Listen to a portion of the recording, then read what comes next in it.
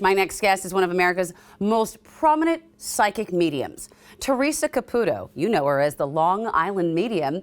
She's in Seattle tonight for a live show at the Moore Theater. I chatted with her ahead of time about her unusual talents and her return to television. We are so excited that you are coming to Seattle, to our neck of the woods. But this is such a cool opportunity. I'm so excited to get to talk to you about how you do what you do, how you communicate with the beyond. When did you become aware of that ability? So I didn't know. I mean, I've always sensed and felt spirits since the age of 4. So for me, it was just normal to hear someone speak to me. There was no one else in the room but myself, see someone in a room and no one else saw the person. And my family, it was just kind of no one ever made a big deal about it. And it wasn't until I was almost 30 when I discovered that not only I had the ability to connect with my own loved ones, but everyone else's.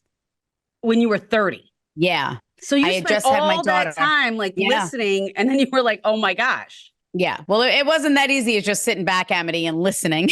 Yeah. It was a lot of struggle. I suffered from anxieties for many years because I am empathic. So I was taking on the emotions of the souls. And then when I first found out that I had this ability, I was like, well, who the heck's going to want to come and see a medium, right? Who's going to want to speak to their loved ones that have died? And then 9/11 happened. And I had that experience where there were thousands of people that perished that day, people not knowing what happened to their loved ones. I kind of put my gift in God's hands. And I said, if this is my soul's journey, then I want to help people to heal. I want to help people to be able to move on with their lives with some faith, hope, and peace after the loss of a loved one.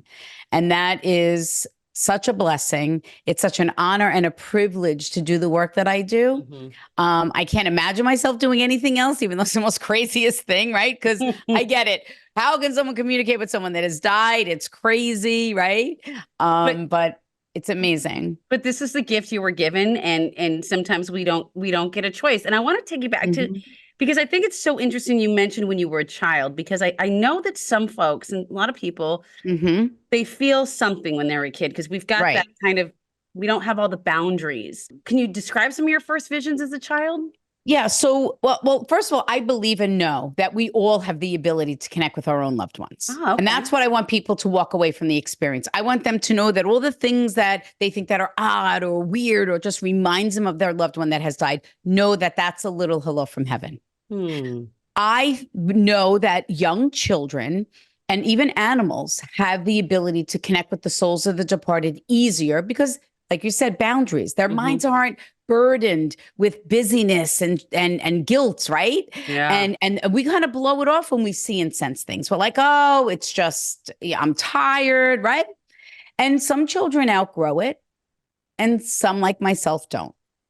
Can I just ask, what happens if you walk me through, what happens when you're communicating with the spirits? Do you ever see anything physically, or are you just hearing things? I see, feel, and hear. So, for example, when I come to the Moore, I'm going to come out on the stage. I'm going to give a little quick speech on how I read, what people can expect. And then what spirit does during the speech, they start to clear out my own personal thoughts, feelings, and emotions. They start to replace those with signs and symbols of things that I've experienced here in the physical world to be able to relay messages to someone.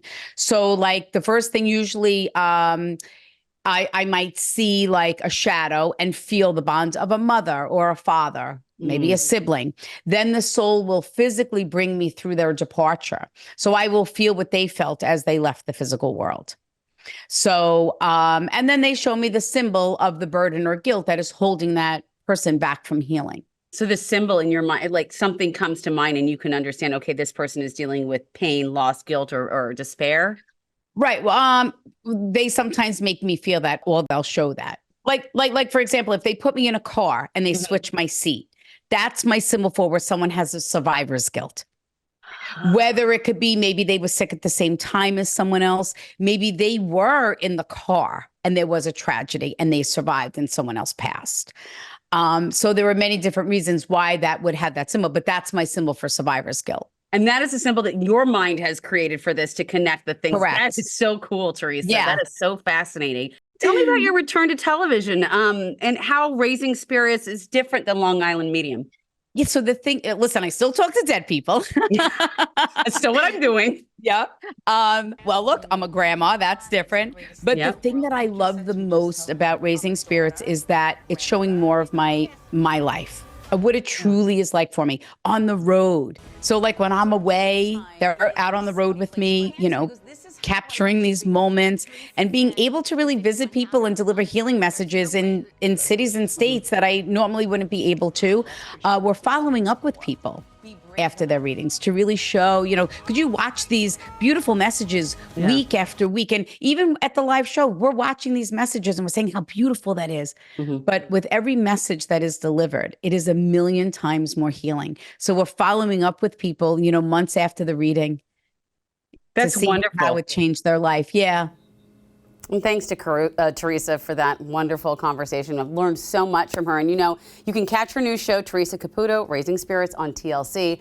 And don't miss the live show tonight, March 7th, at the Moore Theater in downtown Seattle, which I think is haunted, by the way.